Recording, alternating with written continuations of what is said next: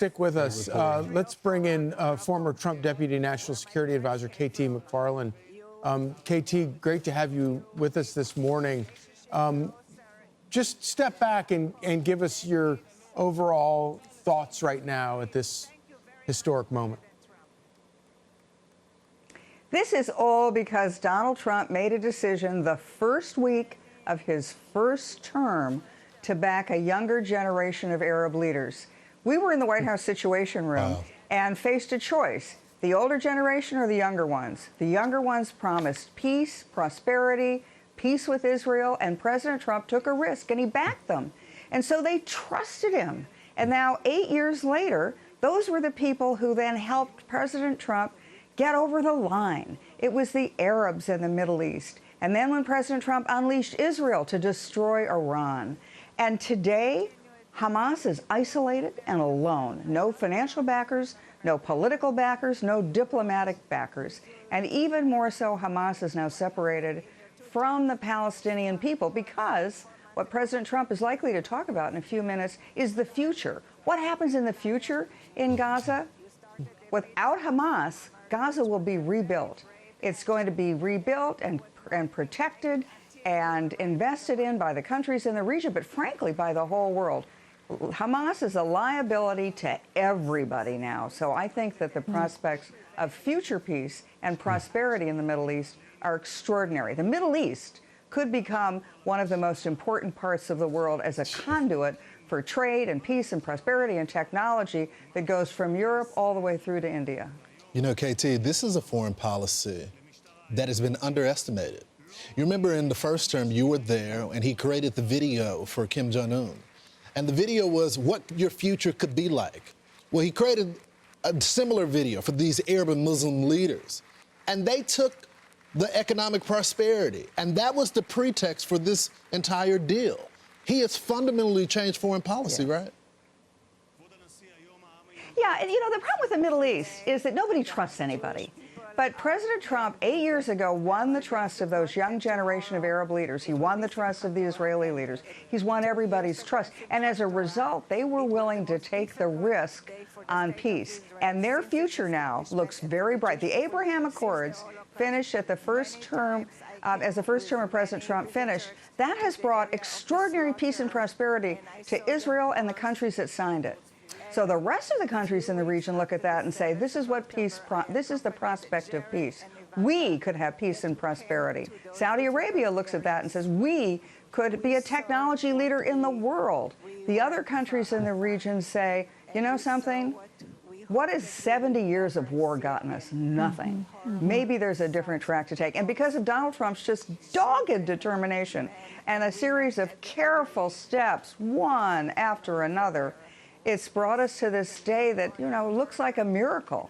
It was a miracle that was man-made, and I think so much, and almost all of the credit goes to Donald Trump personally. Yeah, KT, we're looking at these excerpts from the speech, and this one is just so beautiful. After so many years of unceasing war and endless danger, today the skies are calm, the guns are silent, the sirens are still, and the sun rises on a holy land that is finally at peace. A holy land. It's biblical, but also when you look at this room right here, KT, and you know all of these individuals have just seen war firsthand, lost loved ones, had loved ones tortured while they were being held captive. They've been through so much, and today they're learning those hostages are home and it's over. You just can't even find the words. It's just such an extraordinary achievement of humankind. And an investment in a belief in hope and peace and prosperity for people that haven't known it for decades, for generations. And again, brought by the absolute dogged determination and brilliant decisions over the last 8 years of one man, and that's Donald J. Trump. And a reminder that President Trump negotiated with both sides and held a hard line with both sides. Also in the speech, he says, Israel has won all that can be won by force of arms. Now it is time to translate those victories against terrorists on the battlefield into the ultimate prize of peace and prosperity for the entire Middle East. This is so much bigger than just the Gaza peace plan. It's the entire region is now going to, as President Trump said when he was in Saudi Arabia in the first visit of his second term, these are people who are ready to trade commerce for chaos and technology for terrorism. They're all looking to the future and the prosperity and the peace which they can hardly imagine it because they've only known death and destruction and terrorism and uncertainty for decades. And the thought that they're going to come to this promised land of peace and prosperity, it's bringing tears to all of their eyes. Mm-hmm. KT, we're going to get your reaction to something, but just for our audience, we're standing by waiting for the president to address the Israeli parliament, the Knesset. Because we're in Israel, most of what's being said right now is in Hebrew, but the moment the president speaks, we'll bring that to you live. KT, I want to go to phase 2 of this plan because that we don't want to get ahead of our skis. We want to be joyful today because we got all the living hostages, but the tough part is going to be that phase 2. Yes, it will be the tough part, but remember, the difference now is that the rebuilding of Gaza is going to be done by not just the countries in the region, but really by people all around the world. Gaza is 97% rubble. 89 or 90% of the people are unemployed. The prospect of rebuilding Gaza into a powerhouse in the Middle East without Hamas, a powerhouse that is at peace with Israel, works with Israel, peace with its neighbors. That's what the next phase is. And so why do I have some confidence? And you're right, we should not get ahead of our skis. There are many problems left to solve. But all of a sudden, there's a great interest in the countries in the region especially, and Qatar primarily, Saudi Arabia primarily, Egypt primarily, to go in the direction of peace. So if Hamas tries to rear its ugly head again, it's going to be cut off by the people who are in that very region. It's people who used to support Hamas, who used to finance Hamas. Those are the people who have now abandoned Hamas, and rightfully so. Yeah, KT, the president is expected to say it is an incredible triumph for Israel and the world to have all these nations working together as partners in peace. Generations from now, this will be remembered as the moment that everything began to change. When you look at the list, KT, of all of the leaders that will be with him in Egypt, I mean, you have the French president, Turkish president, the UK prime minister, Spanish, Italian. You have Arab League Secretary General, King of Jordan, Kuwait, Bahrain, Indonesia, Azerbaijan, the German chancellor, the Greek prime minister, Armenia, Pakistan, Canada, Norway, Iraq. It goes on and on. So you've touched on trusting those younger Arab leaders, or he gained the trust of them.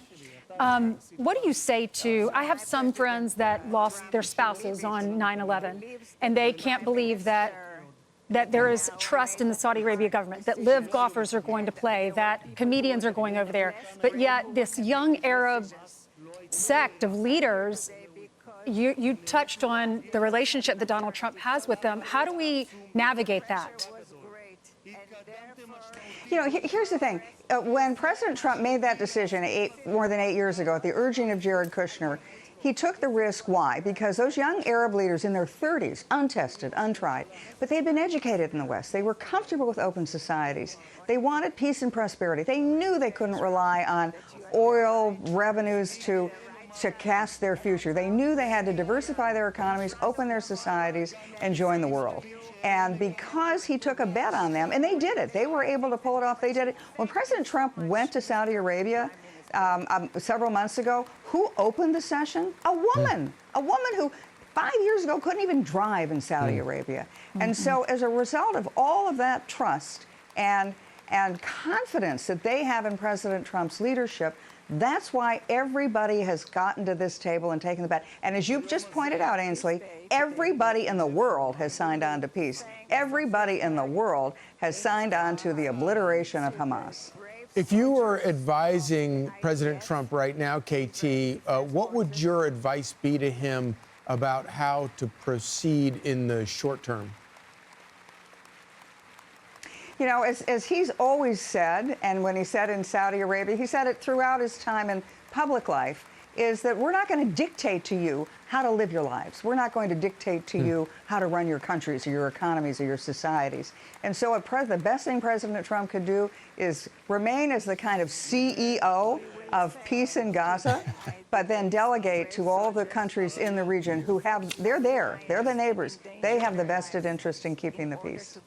You know, KT, I do find it fascinating that as the president, after he does this address to the Knesset, he's going to be traveling to finish the other part of the peace. And part of the people that are going to be traveling with him there is the UK Prime Minister, and you got Emmanuel Macron, the President of France.